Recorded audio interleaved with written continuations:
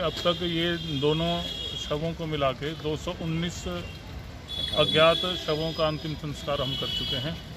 और आज जो 2 शव मिले हैं, जिसमें से एक शव महिला का है, वो अमरपुर चौकी से संबंधित है, और दूसरा शव एक सड़क दुर्घटना का केस है, वो होडल थाने से संबंधित केस है।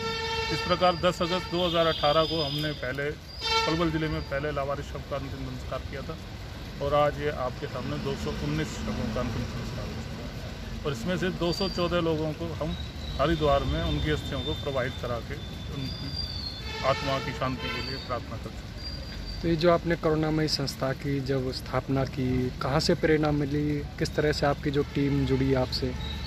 देखिए, बचपन से ही एक मन में दयालुता का भाव होता था। देखते थे, पढ़ते थे, और फिर महसूस करते थे कि कई बार रिक्शा पे जाते हुए लावारिस शव कैसे टायर डाल के जलाया जा रहा है। एक बार मैं पुणे में था, रात को 1-1:30 बजे, बहुत लेट हो गया था, और मेरा स्वास्थ्य भी ठीक नहीं था उस समय।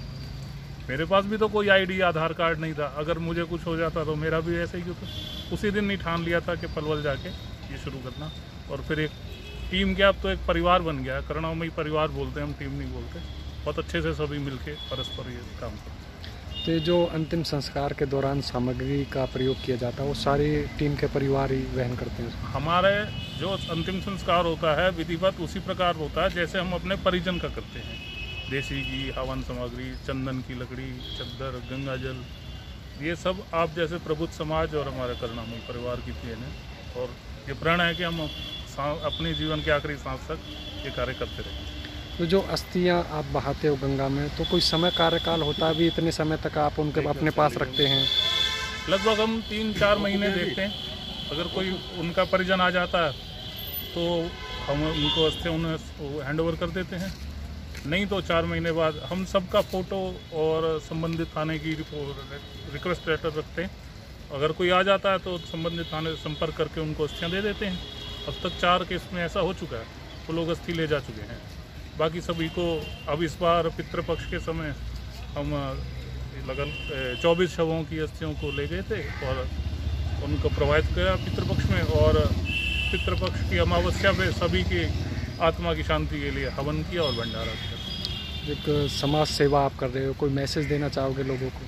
देखिए, जिस प्रकार आप मंदिर जाते हैं, तीर्थ जाते हैं, हम कहते हैं उससे अच्छा मंदिर है जी। किसी दयालुता का भाव रखिए, मानवता का भाव रखिए। मंदिर में घंटी बजाना बहुत अच्छी बात है, धार्मिक होना बहुत अच्छा है, परंतु उससे अच्छा किसी ज़रूरतमंद की सेवा कीजिए, वो शायद आपको बहुत ज़्यादा पुण्य मिलेगा। अब तक ये दोनों शवों को मिला के 219 अज्ञात शवों का अंतिम संस्कार हम कर चुके हैं। और आज जो 2 शव मिले हैं, जिसमें से एक शव महिला का है, वो अमरपुर चौकी से संबंधित है, और दूसरा शव एक सड़क दुर्घटना का केस है, वो होडल थाने से संबंधित केस है। इस प्रकार 10 अगस्त 2018 को हमने पहले पलवल जिले में पहले लावारिस शव का अंतिम संस्कार किया था, और आज ये आपके सामने 219 शवों का अंतिम संस्कार हो चुका है। और इसमें से 214 लोगों को हम हरिद्वार में उनकी अस्थियों को प्रवाहित करा के उनकी आत्मा की शांति के लिए प्रार्थना कर चुके हैं। तो ये जो आपने करुणामयी संस्था की जब स्थापना की, कहाँ से प्रेरणा मिली, किस तरह से आपकी जो टीम जुड़ी आपसे? देखिए, बचपन से ही एक मन में दयालुता का भाव होता था। देखते थे, पढ़ते थे, और फिर महसूस करते थे कि कई बार रिक्शा पे जाते हुए लावारिस शव कैसे टायर डाल के जलाया जा रहा है। एक बार मैं पुणे में था, रात को 1-1:30 बजे, बहुत लेट हो गया था, और मेरा स्वास्थ्य भी ठीक नहीं था उस समय। मेरे पास भी तो कोई आईडी, आधार कार्ड नहीं था। अगर मुझे कुछ हो जाता तो मेरा भी ऐसे ही होता। उसी दिन ही ठान लिया था कि पलवल जाके ये शुरू करना। और फिर एक टीम के, अब तो एक परिवार बन गया। करुणामयी परिवार बोलते हैं हम, टीम नहीं बोलते। बहुत अच्छे से सभी मिलके परस्पर ये काम करते हैं। तो ये जो अंतिम संस्कार के दौरान सामग्री का प्रयोग किया जाता है, वो सारी टीम के परिवार ही वहन करते हैं? हमारे जो अंतिम संस्कार होता है विधिवत उसी प्रकार होता है जैसे हम अपने परिजन का करते हैं।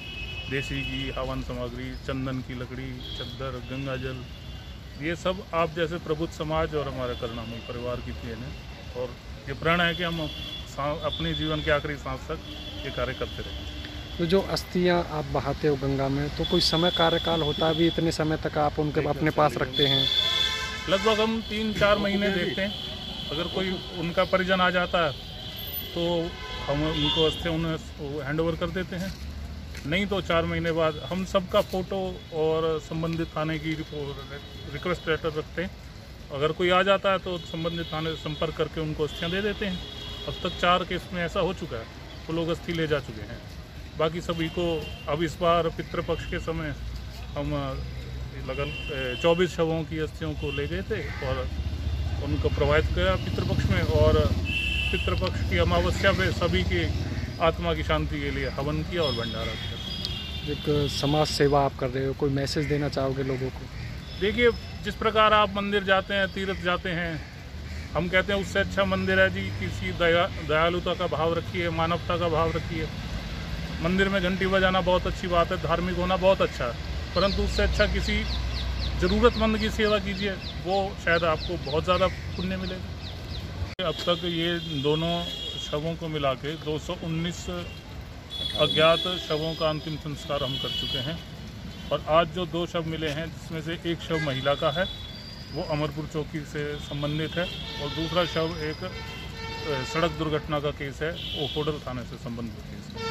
इस प्रकार 10 अगस्त 2018 को हमने पहले पलवल जिले में पहले लावारिस शव का अंतिम संस्कार किया था, और आज ये आपके सामने 219 शवों का अंतिम संस्कार हो चुका है, और इसमें से 214 लोगों को हम हरिद्वार में उनकी अस्थियों को प्रवाहित करा के उनकी आत्मा की शांति के लिए प्रार्थना कर चुके हैं। तो ये जो आपने करुणामयी संस्था की जब स्थापना की, कहाँ से प्रेरणा मिली, किस तरह से आपकी जो टीम जुड़ी आपसे?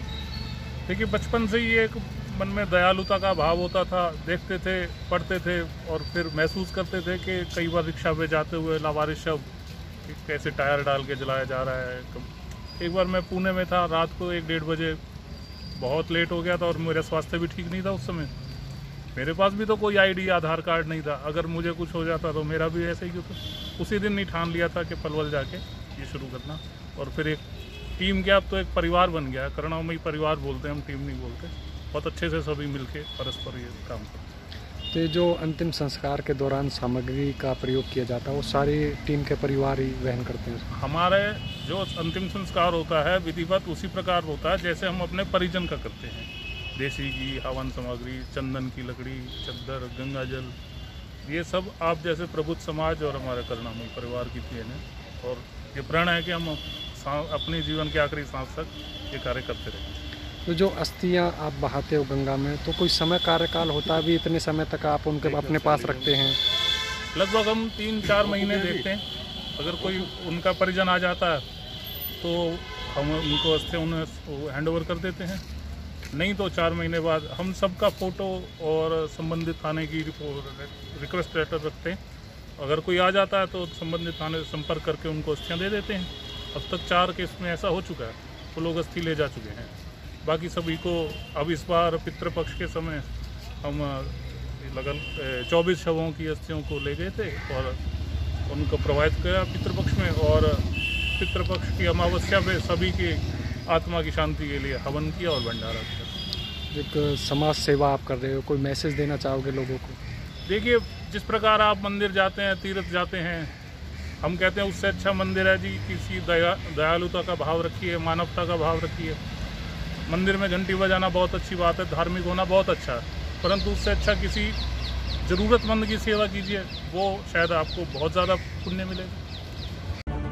हमसे जुड़े रहने के लिए हमारे YouTube चैनल को सब्सक्राइब करें और नई वीडियो की नोटिफिकेशन के लिए बेल आइकॉन को दबाएं।